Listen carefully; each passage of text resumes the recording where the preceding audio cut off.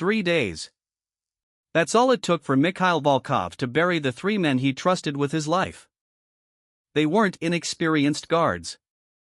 They were elite professionals who'd protected him through gang wars, assassination attempts, and betrayals that had wiped out rival crime families. And yet every single one of them died the same way.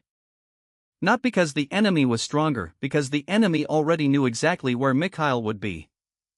Standing over 3 freshly covered graves, Mikhail arrived at a conclusion that terrified even his closest advisors. The greatest threat wasn't the gun pointed at him. It was the routine everyone expected him to follow. The next morning, his advisors laid out a list of former Special Forces operators, decorated veterans, internationally respected security experts. Mikhail closed the folder without reading past the first page. Find me someone nobody would ever expect me to hire. 24 hours later, the conference room fell silent as a quiet, plus-size woman in a simple black suit walked through the door, carrying nothing but a slim case file. Several veteran bodyguards traded amused smiles. One muttered that she looked completely out of place. Naomi Hayes never acknowledged them. While everyone else looked at her, she was already studying every exit, every camera, every reflection in the room. No one noticed. Except Mikhail. And before the day was over, the woman nobody believed belonged there would become the only reason the most feared mafia boss in Russia was still breathing. The conference room stayed silent long after Naomi Hayes walked in. No one stood to greet her. No one offered a handshake. Most of the men just stared, not because they recognized her name, but because they couldn't fathom why Mikhail Volkov had chosen her. She wasn't tall. She wasn't heavily built. No tactical backpack, no assault rifle, none of the expensive gear elite protection specialists usually wore. In a plain black suit, dark hair tied neatly back, she looked more like a corporate employee than someone meant to stand between a mafia boss and a bullet. Several guards traded knowing smiles. One leaned toward another. She'll quit before the week's out. Naomi acted like she hadn't heard a word. Instead of introducing herself, she walked slowly around the room, not aimlessly, deliberately. She paused at every window, glanced at every security camera, measured the distance between the conference table and the emergency exits. Then she stopped by the coffee station. "What are you looking for?" one guard asked with an amused grin. Naomi picked up a porcelain cup, turned it once in her hand, set it back exactly where it had been. "Habits," she answered. The room went quiet for a moment before anyone could ask what she meant. She moved on. Mikhail watched the exchange without a word. Unlike everyone else, he wasn't watching where Naomi walked. He was watching what she noticed. After several minutes, Naomi returned to the table. "I'd like to make a few changes." A veteran commander crossed his arms. "You've been here less than 5 minutes. I know. And you're already changing our security plan." "I'm changing your assumptions." That earned another round of laughter. Naomi waited for it to settle. The front entrance is used too often. The security cameras above the west hallway overlap each other, leaving a blind angle near the elevators. The reception desk blocks the fastest evacuation route. She pointed toward a decorative marble planter. "And that should be moved." The commander frowned. "It's a flower." "It's solid stone," Naomi replied calmly. "If someone opens fire from the lobby, it becomes cover." No one laughed this time. Not because they agreed, because none of them had ever thought about it. One of the younger guards shrugged. "Maybe she's been lucky." Naomi didn't argue. She kept going. The mirrors in the lobby reflect anyone entering through the main doors. She looked at Mikhail. "You don't need to turn around to know who's behind you." For the first time, Mikhail nodded. "Move the planter." The commander hesitated. "Sir." "Move it." Within minutes, maintenance staff rolled the heavy planter to its new spot. The room watched in silence. A small change, and yet it made the lobby noticeably easier to defend. That afternoon, Naomi inspected the vehicle garage. She asked for maintenance records instead of weapon inventories. Checked tire pressure before ammunition. Counted spare keys. Tested emergency door releases. Every mechanic she spoke to looked confused. One finally asked why she cared more about small details than rifles. Naomi smiled faintly. People prepare for dramatic attacks. She closed the hood of an armored SUV. They usually forget ordinary failures. As the day wore on, whispers spread through headquarters. Some still believed Mikhail had made a terrible mistake. Others quietly admitted the new bodyguard noticed things experienced operators simply ignored.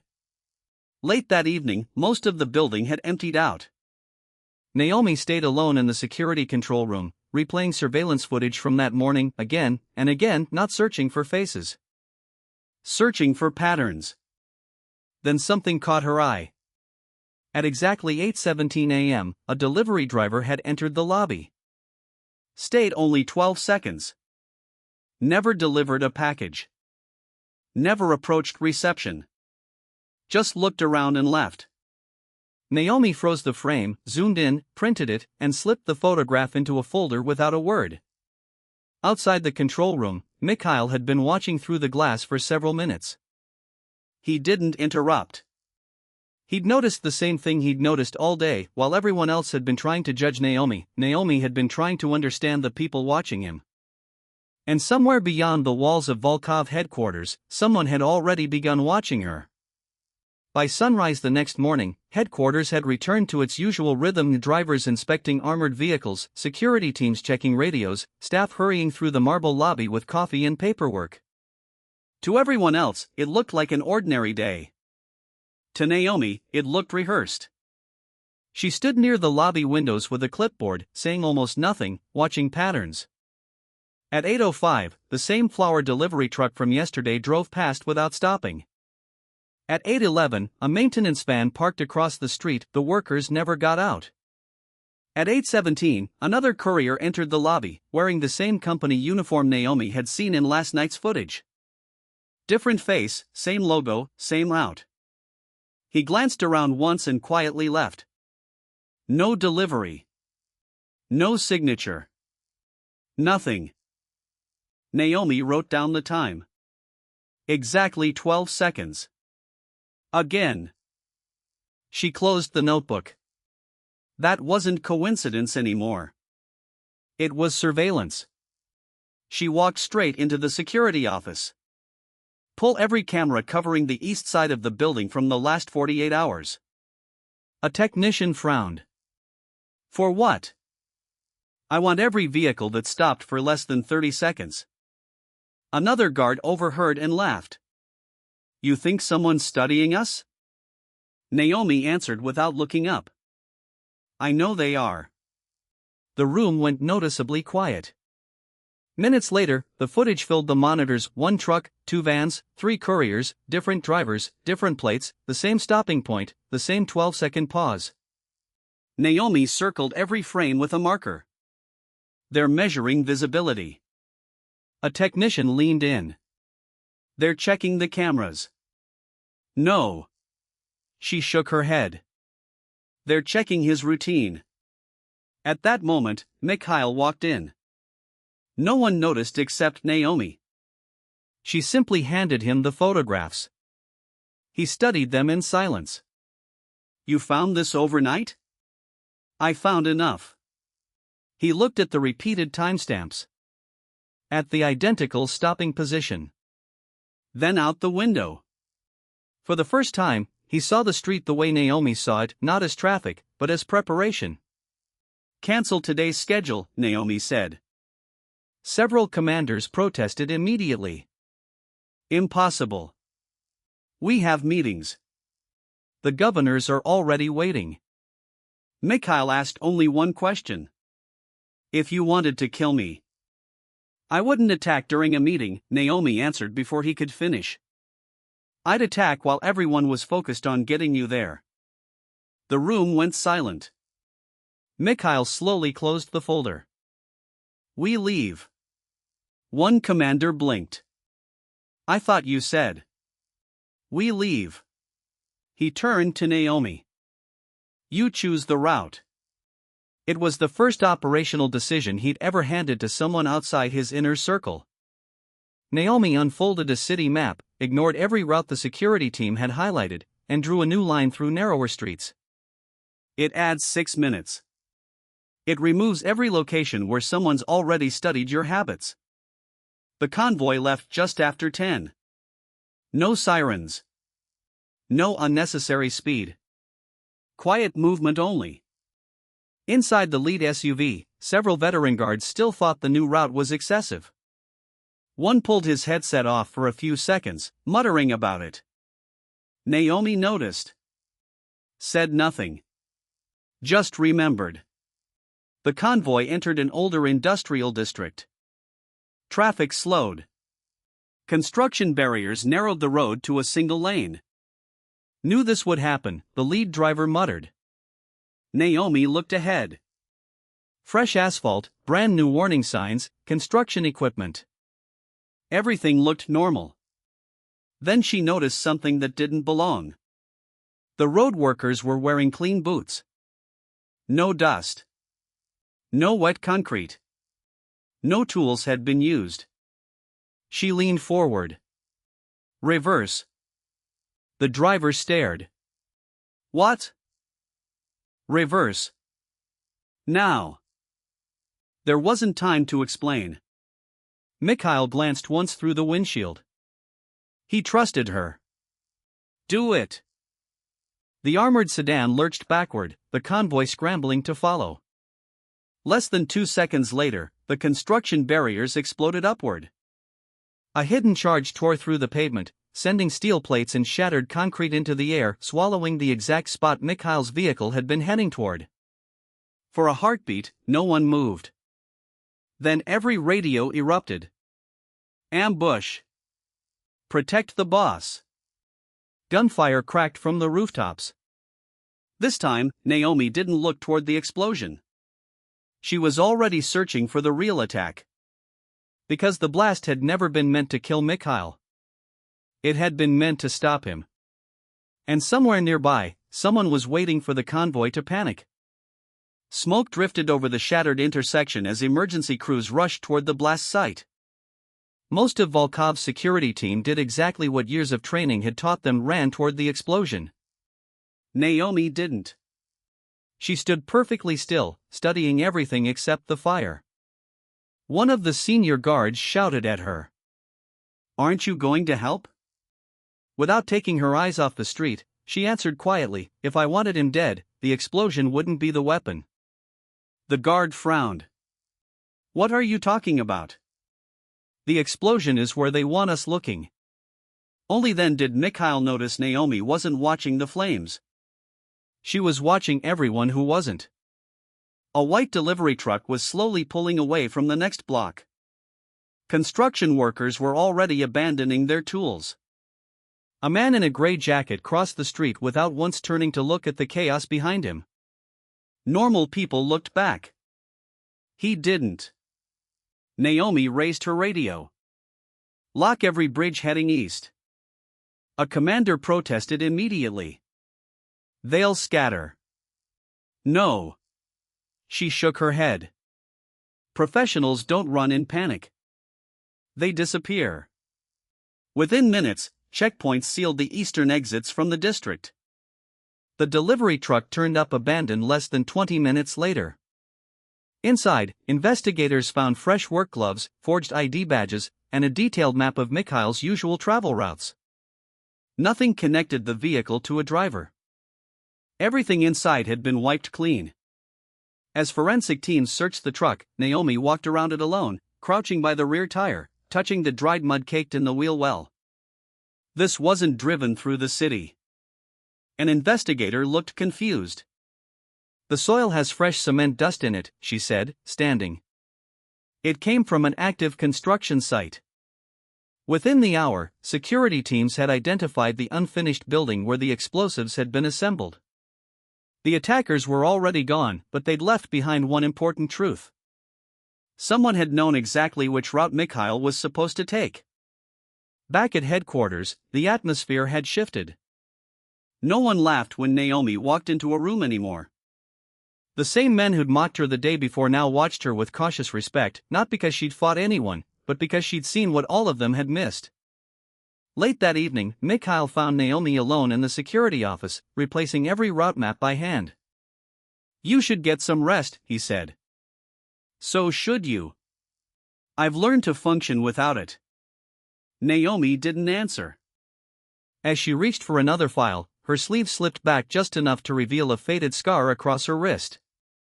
It wasn't the scar that caught Mikhail's attention, it was her reaction. She pulled the sleeve down almost instantly, like she was hiding something she never wanted seen. "You've been injured before." "Everyone in this profession has," she said, still organizing files. "You don't sleep much either." "I sleep enough." He knew she was lying. Security logs showed she'd walked every floor of headquarters 3 separate times the previous night, always alone, always checking exits, always ending her patrol in the same place. Outside his office. After a long silence, Mikhail spoke again. "Who taught you to protect people like this?" Naomi stopped moving. For several seconds she said nothing. Finally, without turning around, she answered, "Someone who isn't alive anymore." That was all. No explanation. No story. Just one sentence heavy enough to end the conversation. After Naomi left, Mikhail stood alone in the empty office, then picked up the secure phone on his desk. "I want everything we have on Naomi Hayes." His intelligence chief hesitated. "There isn't much. Find the rest." Less than an hour later, a classified file arrived. Most of the pages had been blacked out, names removed, locations erased, entire paragraphs sealed under federal authorization. Only a few lines remained readable. Asterisk mission status, completed. Protectee, survived. Personal loss, severe. Case file, permanently restricted, asterisk. Mikhail stared at the final page for a long time. His eyes stopped on one last entry. Family relation, redacted. Before he could read further, the lights inside headquarters flickered. In the same instant, every security monitor went black. Emergency generators restored power less than 30 seconds later. The lights returned. The elevators restarted. The surveillance screens flickered back to life. Everything appeared normal. It wasn't. One of the cybersecurity analysts rushed into the operations room with a laptop. "They didn't shut down our cameras." Mikhail looked up. "They copied the server." Every security recording from the previous 48 hours had been downloaded during the blackout. Vehicle routes. Radio frequencies. Building layouts. Emergency procedures. Someone hadn't come to destroy Volkov headquarters. Someone had come to learn it. Silence settled over the room. Mikhail slowly turned to Naomi. "You were right." She didn't answer. She was already reviewing the access logs. "There." She pointed at an entry. The download started 8 seconds before the power failed. The analyst frowned. "That's impossible." "No," Naomi said calmly. "It means whoever did this already had access." The room went quiet again. An outsider couldn't have gotten into the system that fast. Someone inside the organization had opened the door. For the first time since taking the job, Naomi looked genuinely troubled. Not because someone wanted Mikhail dead. Because someone standing beside him did. Over the next several days, Mikhail canceled every public appearance. Instead of hiding in his office, he spent most of his time walking the building with Naomi, loading docks, emergency exits, rooftops, maintenance tunnels. They rarely spoke. They didn't need to. For the first time in years, Mikhail found himself working alongside someone who noticed problems before he did. One evening, they stopped outside the employee cafeteria. A young janitor accidentally dropped an entire tray of dishes, the crash echoing down the hallway. Every guard instinctively reached for a weapon. Naomi didn't. She froze only for a second, but Mikhail saw it. Her breathing changed. Her eyes lost focus. She wasn't looking at the broken dishes anymore. She was somewhere else. Somewhere years in the past. The moment passed almost instantly. Naomi knelt, helped the embarrassed janitor gather the pieces, quietly asked if he was hurt, then kept walking as if nothing had happened. Mikhail said nothing until much later. That sound. Naomi kept looking ahead. It reminded you of something. She stayed silent. He didn't press. Instead, he handed her a small paper cup of coffee from a vending machine. You've been awake almost 20 hours. I'll sleep later. You always say that. For the first time since they'd met, Naomi smiled, not a big smile, just enough to soften the weight she constantly carried. It usually works. Mikhail looked at her for a long moment. You spend every minute protecting other people. But nobody seems to be protecting you. The smile disappeared. Naomi lowered her eyes. There was someone. Her voice dropped to barely a whisper. I couldn't protect him. That night, after Naomi had finally left headquarters, Mikhail reopened her classified file. This time he ignored the redactions and searched archived court records, emergency dispatch logs, local newspaper databases. Piece by piece, the missing story came together. 3 years earlier, Naomi had successfully evacuated a businessman during an assassination attempt. Her mission hadn't failed. The client survived. The person who died wasn't the protectee. It was her younger brother. He'd stepped between the assassin's bullet and the man Naomi had been assigned to protect. The official investigation called him an innocent bystander. The confidential report called him a civilian casualty. Naomi called him family. She'd resigned 6 weeks later, not because she'd failed her mission, but because she couldn't forgive herself for the life it had cost. Mikhail closed the file quietly. For the first time, he understood why Naomi never accepted praise. Why she never celebrated success. Why she treated every assignment like one mistake could destroy an entire world. Outside his office, footsteps echoed down the hallway. One of his oldest security commanders walked in without knocking and set a tablet on the desk. There's something you need to see. The screen showed footage from the morning of the ambush, one frame enhanced. A man removing his communication earpiece seconds before the attack began. It was the same veteran commander who had mocked Naomi on her first day.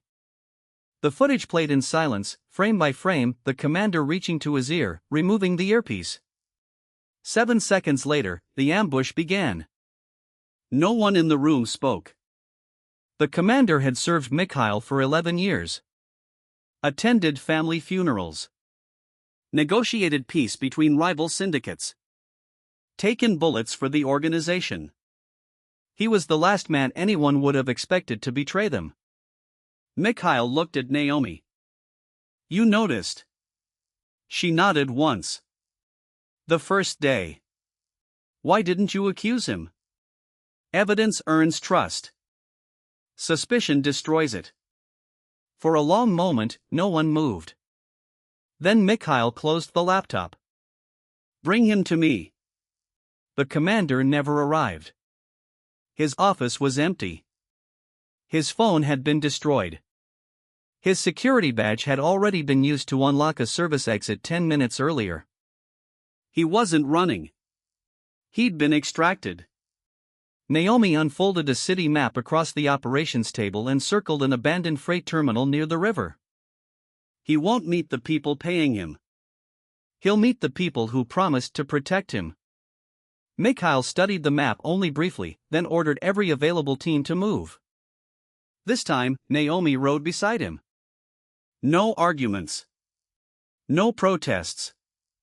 Only complete trust. Rain poured over the deserted freight yard. Shipping containers formed narrow corridors between rusted cranes. Too quiet, Naomi murmured, stepping out of the vehicle first, eyes constantly moving doors, windows, rooftops, reflections. Then she stopped. They're waiting. Gunfire erupted from both sides. The first wave wasn't aimed at Mikhail. It targeted his security teams, designed to separate him from everyone else, exactly as Naomi had predicted. Smoke grenades filled the yard. Radios collapsed into static. Visibility vanished. Somewhere inside the smoke, a familiar voice cut through. You always were too loyal, Naomi. Viktor Sokolov stepped into view. Beside him stood the missing commander. Neither man raised a weapon. They didn't need to. A sniper already had Mikhail in his sights. Viktor smiled. You spent your whole life protecting people, and every time, you lost someone. Naomi didn't answer. You couldn't save your brother. You couldn't save your career. And today, you won't save him either. For just a moment, the old guilt surged back, the memory, the gunshot, her brother falling, the unbearable silence after. Then another voice cut through the rain. Quiet. Steady. Naomi. She looked toward him. You don't owe the past another life. Everything seemed to stop, the fear, the guilt, the years spent blaming herself. For the first time, she believed him. The sniper fired. Without hesitation, Naomi stepped straight into the bullet's path. The impact threw her backward. She collapsed onto the wet concrete. No! Mikhail's voice tore across the yard. The man who never showed fear charged forward through gunfire, his remaining security teams right behind him. Within seconds, Viktor's men were overwhelmed. The sniper was captured alive. The traitorous commander surrendered. Viktor tried to run. He never reached the gate. When the shooting finally stopped, Mikhail dropped to one knee beside her. Blood spread across her jacket. She looked up at him. I'm sorry. I almost failed again. Mikhail gently shook his head, his voice breaking for the first time in years. No. You kept your promise. And this time, so did I. He pressed both hands against her wound, shouting for the medical team. I am not losing you. Not today. Not after everything you've survived. The ambulance doors closed with Naomi's hand still in his until the very last second. Weeks later, the investigation exposed a network of corruption running deep inside the organization. Every remaining conspirator disappeared. The freight terminal was demolished. The old security division was rebuilt from the ground up under Naomi's protocols. People still called Mikhail the most feared mafia boss in Russia. But inside Volkov headquarters, something had changed. No one laughed when Naomi walked into a room. No one questioned her judgment. And no one was surprised that the chair beside Mikhail, at every strategy meeting, remained permanently reserved. Not because she'd taken a bullet for him. Because she'd given him something no empire, no fortune, and no army ever could. Someone he could trust with his life. Long before Mikhail ever admitted he loved Naomi Hayes, everyone else already knew.